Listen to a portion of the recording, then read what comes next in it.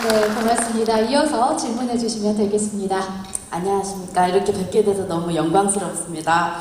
저는 고창에서 아기 키우면서 직장 생활하고 있는 한송이라고 합니다. 이렇게 직접 질문을 드리게 돼서 너무 감사드립니다.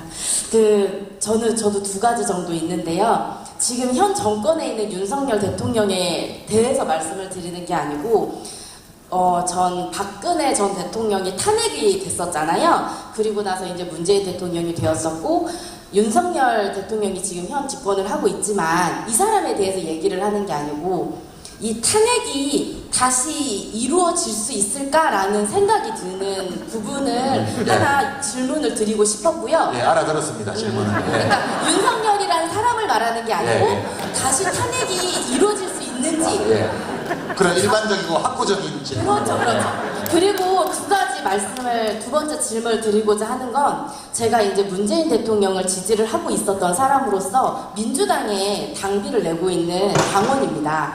근데 당원으로 인해서 제가 민주당을 지지하는 건 아니거든요. 문재인이란 대통령을 만들기 위해서 당원으로 되어 있었는데, 지금 문재인 대통령이 이제 내려오시고 윤석열 대통령이 되고 나서 언론은 솔직히 잘 안 봐요.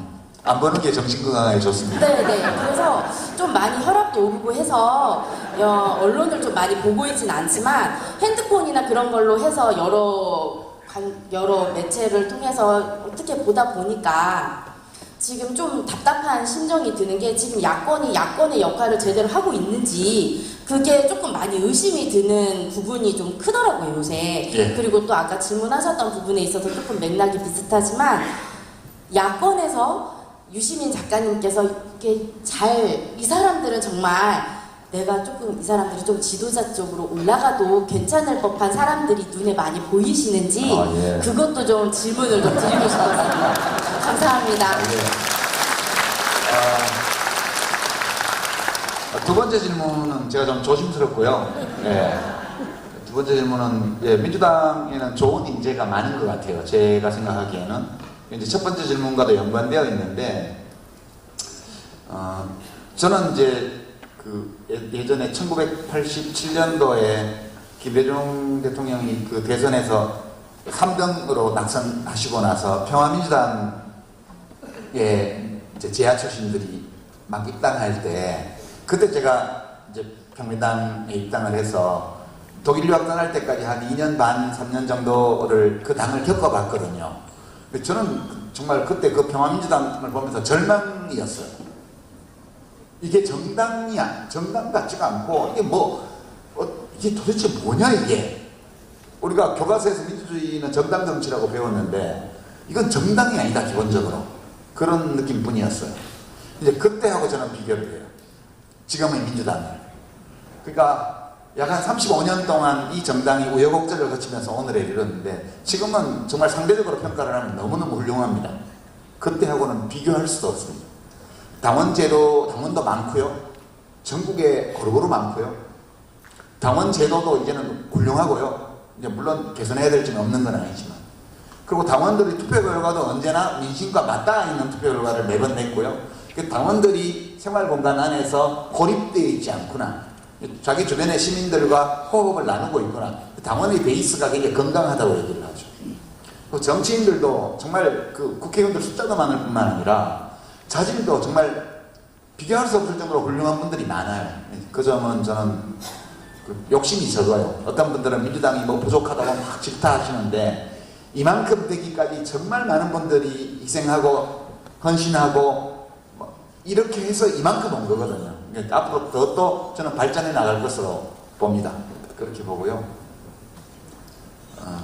국민의힘은 말 안 하겠습니다. 강서구청장 보궐선거 후보를 다시 김태우 씨를 뽑는 걸 보십시오. 지난번에 지지율 3%였던 김기현 씨를 당대표로 뽑는 과정을 보십시오. 이제 다른 문제를 다 차치하고 당원 베이스가 건전하지가 않아요. 그래서 고립돼 가고 있습니다. 그러니까 생활 공간 안에서 국민의힘 당원들이 고립감을 느낄 거예요. 요즘 어디 가면 친구들이, 야, 너 당원이냐? 그런다. 에이, 이런 소리 들어요. 민주당은, 야, 민주당 좀 잘하면 안 되냐? 이런 말은 듣지만 A까지는 아니죠. 그런 정도의 차이는 있다고 봐요. 그게 지금 여론 집회에도 반영이 되는 거라고 보고요. 그렇게 말씀을 드리고, 탄핵 문제는 우리가 학구적이고 일반론적으로 다루자면 우리 헌법은 그런 제도를 가지고 있죠. 이미 2번이나 해봤죠. 한 번은 헌법재판소에서 법위반이 조금 있긴 한데 무슨 과태료 처분 정도 해야 될 사항을 가지고 면허박탈을 하면 그건 지나치다 이렇게 해서 기각을 했어요. 노무현 대통령 탄핵 때는.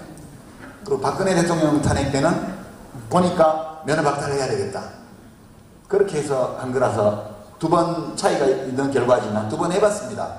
2번도 했는데 3번도 못할 거 뭐이냐. 뭐 당연히 그거는 그런 거고요. 다만 일반론적으로 그렇다는 거죠.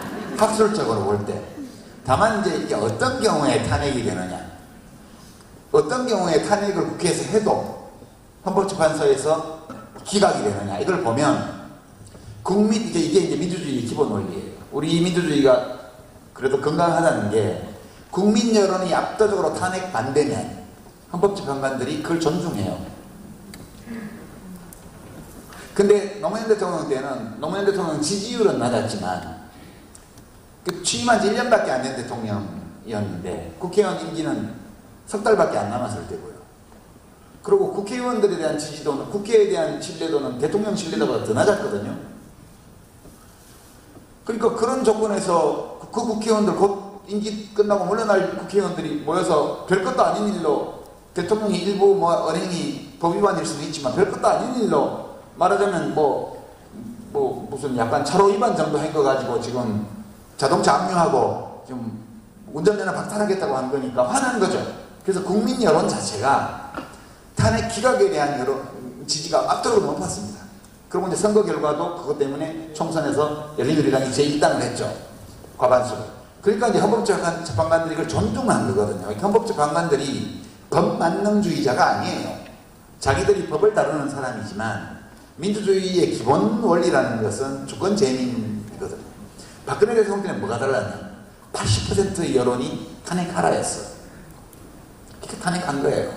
그러니까 문제는 국회의 의석수의 구조와 여론이 달려있는 거예요. 국회의 의석 구조가 탄핵을 할 수 있는 구조면 거기에 여론이 뒷받침되면 하는 거예요. 하는데 이게 그냥 정치적 복수심이 아니라 국민 여론이 이건 나라를 위해서 우리 자신을 위해서라도 이 사람은 더 이상 대통령 자리에 있으면 안 돼 라는 여론이 압도적으로 되면 그게 국회에 반영이 되게 되어 있습니다. 네. 일반론적인 얘기예요. 그리고 이제 제가 아까 침팬지 폴리틱스 말씀을 드렸는데 연합이 깨질 때 정권교체가 일어나거든요. 연합이 깨질 때요. 연합이 깨질 때. 그러니까 우두머리 수컷이 될 때 우두머리가 되는 과정에서 연합한 세력들이 있습니다. 그 기존의 우두머리를 쫓아내고 자기가 우두머리가 될 때 그 연합을 유지를 해야 계속 우두머리 자리를 지킬 수 있는데 이 연합이 깨지게 되면 그러면 자기를 위해서 연합해졌던 세력들이 다른 쪽하고 연합해서 나를 쫓아내거든요. 그게 침팬지 사회의 권력 교체의 이 메커니즘입니다. 지금 윤석열 대통령은 너무 많은 과거의 연합 동지들을 배신하지 않았나요? 안철수 씨 어디 가서 뭐 하십니까? 유승민 씨 어떻게 했습니까? 천공 물어봤다고? 이준석 당대표 어떻게 했어요? 나경원 의원 어떻게 했습니까? 그러니까 내 시키는 말을 안 들으면 다 쳐냈잖아요. 스스로 연합을 다 무너뜨린 거거든요. 굉장히 위험한 상황입니다. 그러니까 내년 총선에서 결과가 제가 이제 총선 예측은 잘 안 할 건데요. 지난번에 180석 얘기했다가 엄청 혼나가지고 이번에는 절대 의석수를 얘기 안 할 겁니다. 안 할 건데 여당이 굉장히 어려운 선거가 될 거예요. 저는 그렇게 봅니다. 여당이 굉장히 어려운 선거가 될 거고요. 그리고 그 선거 결과가 매우 나쁘게 나와서 당의 존폐가 문제가 될 것 같다 이렇게 되잖아요. 그러면 그 깨진 연합이 깨진 연합을 대통령 스스로 깼기 때문에 그 균열이 나타날 겁니다. 그래서 대통령의 당적 이탈 요구가 나온다든가 이렇게 됩니다. 걷다 대고 너네 공산전체주의고 한패지 이렇게 말하면 자칫 탄핵이 될 수도 있죠. 아니 일반론적으로 학술적으로 볼 때